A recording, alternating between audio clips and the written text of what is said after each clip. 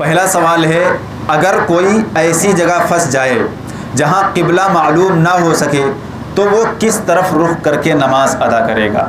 ہاں، اگر آپ کہیں ایسی جگہ پھنس گئے ہیں تو اگر کوئی معتبر آدمی ہے تو آپ اس سے پوچھ لیں بھائی یہاں قبلہ کس طرف ہے. لیکن اگر کوئی نہ مل پائے، بائی چانس کسی ایسی جگہ پھنس جائیں کہ وہاں متعین ہی نہ کر پائیں آپ، تو علماء نے لکھا ہے کہ آپ تحری کریں گے، یعنی اندازہ لگائیں گے.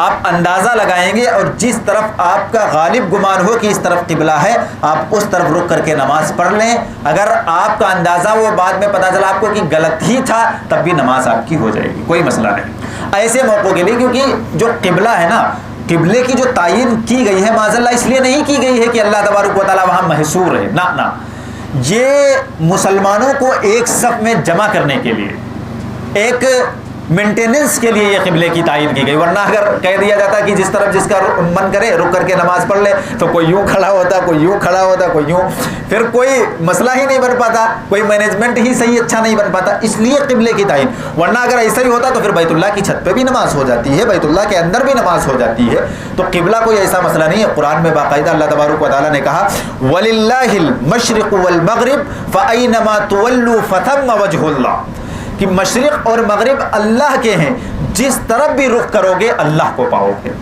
تو اللہ ہر طرف ہے.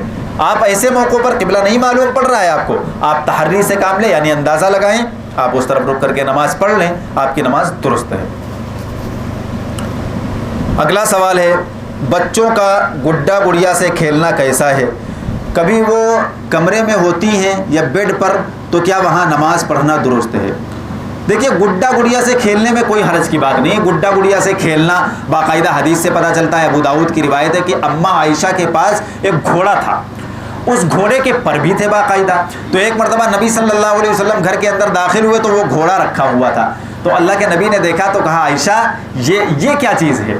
تو انہوں نے کہا کہ یہ ہماری گڑیا ہے، یہ ہمارا گڈا ہے. تو اللہ کے نبی نے کہا کہ ہاں گھوڑا بنا ہے یہ، لیکن گھوڑے کے پر کہاں ہوتے ہیں؟ تم نے تو اس میں پر بھی لگا رکھے ہیں.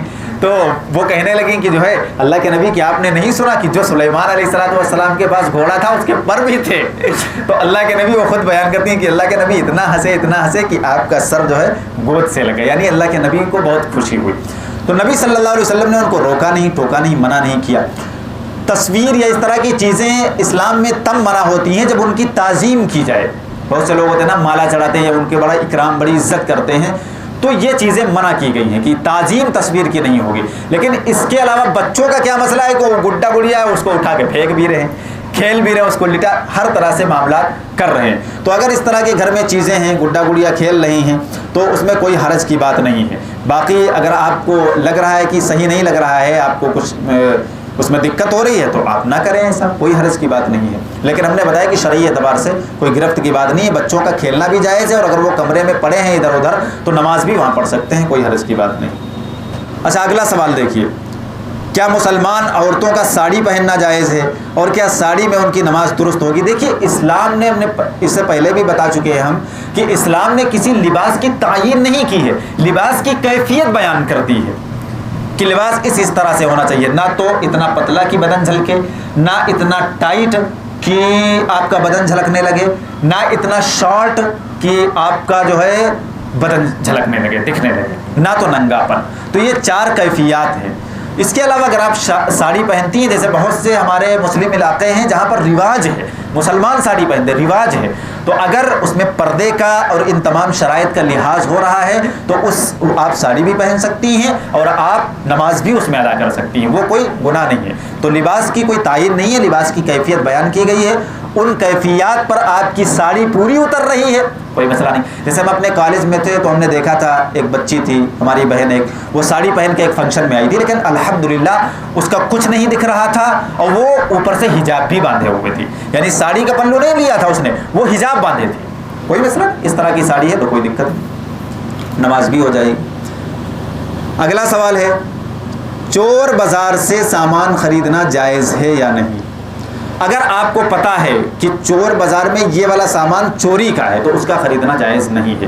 ایک حدیث بھی ہے، لیکن اس حدیث پر کلام کیا ہے کچھ محدثین نے، لیکن ہم بیان کر دیں. اللہ کے نبی صلی اللہ علیہ وسلم نے فرمایا کہ جو شخص چوری کی ہوئی چیز خریدے، حالانکہ اس کو پتا ہے کہ یہ چیز چوری کی ہے، تو اللہ کے نبی نے فرمایا کہ چور کے گناہ میں برابر یہ شخص شریک ہوگا. لیکن جہاں تک ہماری نالج میں یہ بات ہے، کیونکہ ہم رہے ہیں، جو ہمارا مدرسہ تھا ندوے کی برانچ میں جب ہم پڑھتے تھے تو نکھاس بالکل اس کے گیٹ میں لگتی، مدرسے سے ہمارے نکلو اور چور بازار ہے سامنے، تو ہم لوگ بھی سامان خریدتے تھے. تو ہمارا یہ تجربہ ہے کہ سارا سامان چوری کا نہیں ہوتا، کچھ ہو سکتا ہے، زیادہ تر سامان اس میں ریجیکٹ ہوتا ہے یا پرانا ہوتا ہے یا آدمی کو کوئی ضرورت ہو تو بیچ دیتا ہے، اس طرح کا سامان ہوتا ہے. تو اس طرح کا سامان ہے، آپ خرید سکتے ہیں، اس کو خریدنے میں کوئی حرج کی بات نہیں ہے، لیکن آپ کو پکا پتا ہو کہ یہ جو ہے چوری کا مال نہیں ہے. کنفیوژن ہو تو نہ خریدیں، کیونکہ اس میں اب وہ حدیث اللہ کے نبی کی نا کہ شک والی چیزوں کو چھوڑ دو، یہ تقوی کے زیادہ قریب ہے. ٹھیک ہے، یہ ہمارا سیشن ہو گیا ہے. آپ کا کوئی سوال ہو تو بتا دیجئے جلدی، پھر ہم پریکٹیکل ٹریننگ کی طرف چلتے ہیں. صاحب یہ دیوار کے اوپر جو آج کل پینٹنگ بنائی جاتی ہے اس میں چڑیا بیٹھے تو کیا اس کے سامنے جاندار کی تصویر نہ بنائیں، یہ زیادہ بہتر ہے. جاندار کی تصویر نہ بنائیں. ہاں نماز یہی ہوگی. کوئی بنا رہا ہے؟ ہاں ہاں ناشتے کا انتظام ہے انشاءاللہ. ٹھیک ہے، تو جاندار کی تصویر آپ نہ بنائیں، منع ہے. حالانکہ یہ تصویر والا جو مسئلہ ہے نا یہ بڑا پیچیدہ ہے، ہم اس پہ ڈیٹیل گفتگو کریں گے انشاءاللہ. اور جس کو زیادہ جلدی ہے وہ دیکھ لے گا، یوٹیوب پہ پڑا ہے تصویر کشی. ہاں ہاں اس پر نماز ہو سکتی. زمین کی پاکی، زمین کا خشک ہو جانا ہے. ٹینک کہہ رہا ہوں نا لیٹرین والا، ہاں زمین کی پاکی، زمین کا خشک ہو جانا، اس کے نیچے کچھ ہے اس سے نہیں لینا دینا، اوپر نہ ہونا چاہیے کچھ اوپری لیئر میں. مسئلہ یہ تھا کہ جیسے امام صاحب جو ہے نا جب نیت باندھتے ہیں اللہ اکبر کہتے ہیں تو مقتدی کو جو ہے امام صاحب کے اللہ اکبر کہنے کے بعد نیت باندھنی چاہیے یا ان کے؟ ہاں یہ سب چیزیں دیکھو یہ بڑی توجہ والی باتیں ہیں. جو نماز ہوتی ہے فرض کی نا اس میں اقتدا ہم کرتے ہیں ایکچوئل میں امام کی نا، تو ہم لوگ زیادہ تر یہ بہت سے لوگ تو اتنی جلدی کرتے ہیں کہ امام سے پہلے ان کا سلام ختم ہو گیا، امام سے پہلے. تو اگر یہ سب حرکتیں ہو گئی ہیں تو نماز آپ کی خطرے میں پڑ جائے گی. ان باتوں کا دھیان رکھا کریں کہ امام کی اقتدا کرنی ہے کسی بھی رکن میں اور کسی بھی لفظ کو کہنے میں یا کوئی چیز پڑھنے میں ہم اس سے پہل نہ کر جائیں. اس بات کا آپ دھیان رکھا کریں. جیسے یہ پیچھے والے امام نے اللہ اکبر کہا، جب وہ کہہ لیں آرام سے نیت باندھ لیں پھر آپ اللہ اکبر. بہت سارے لوگ ان کے ساتھ میں ہی اور کچھ کے پہلے ہی نیت بن جاتی. ہاں وہ اگر پہلے نیت بن گئی تو نماز گئی آپ کی، تب تو نماز ہی نہیں ہوگی. اگر آپ نے کوئی رکن بھی پہلے کر لیا امام سے پہلے. بہت سے لوگوں کی عادت ہوتی ہے نا کہ وہ رکوع ہی میں پہلے چلے جاتے ہیں، امام جیسے کھڑا ہوا اطمینان سے وہ کھٹ سے چلے گئے، تو یہ نماز آپ کی ٹوٹ جائے گی. اگر کسی رکن میں آپ نے پہل کر دی تو آپ کی نماز گئی. جب امام نے اللہ اکبر کہہ دیا پورا اس کے بعد ہاں اس کے بعد اطمینان سے. اور اگر آپ کہیں امامت کریں تو آپ دھیان رکھیں ذرا آپ اطمینان سے امامت کیا کریں. ہمارے ساتھ یہ بہت ہوتا ہے، ہم ثنا پڑھ ہی نہیں پاتے ادھر قرأت شروع، اور ہماری ادھر وہ درود شریف وہ سب ہو ہی نہیں پاتا ادھر سلام پھر گیا. تو بعض لوگوں کو بڑی جلدی بھی رہتی ہے. یہ اتنی جلدی دیکھیے ہم نے وہی بتایا نا کہ سب کو مرنا ہے، ایسی ایسی موتیں دیکھ رہے ہیں کہ ہمارا دماغ ہل جاتا ہے.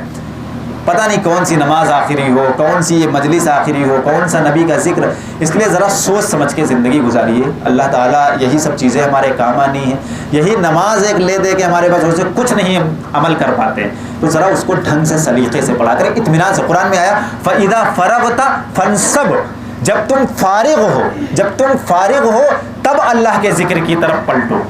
یہ قرآن میں باقاعدہ ہے اما پارے میں. تو علماء نے لکھا ہے اسی آیت کی روشنی میں یہاں تک کہ اگر کسی کو بھوک لگی ہے اور جماعت کھڑی ہو گئی ہے تو وہ جماعت ترک کر دے، پہلے کھانا کھائے، کیونکہ وہ فارغ نہیں ہے، اس کا من لگا رہے گا کھانے میں.